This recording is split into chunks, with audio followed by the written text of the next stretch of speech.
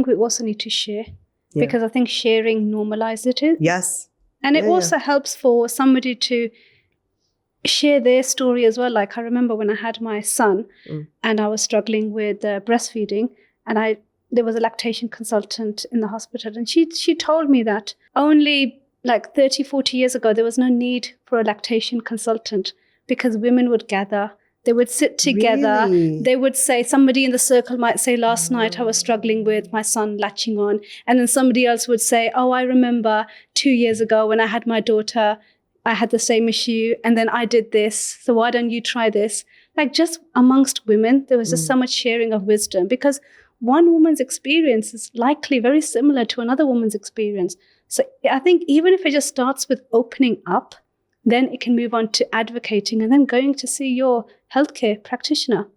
But I think the first stage is where we are, where a lot of us are getting stuck. We're just not even sharing with each other.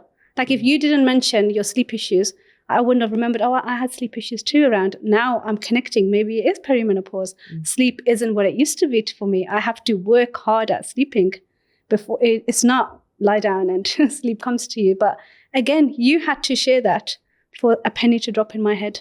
You're absolutely right. I didn't realize that. So she said before that there was no need. Wow. Circles existed for this purpose. Do you think because, and maybe I'm connecting dots that shouldn't be connected, but I'm just thinking, because you're right. It was very much it takes a village to raise a child, right? That term comes from somewhere because the village was raising the child. And now we don't have a village. We're all in our small nuclear families. Okay, fine. We're not sharing our stories in the community. Okay, fine.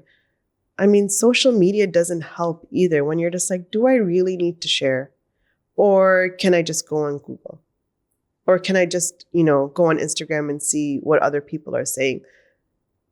Where now I see people do need to share stories on social media, like a podcast like this, because that's how women are getting their information. And hopefully we can go back to having in-person conversations about stuff like this.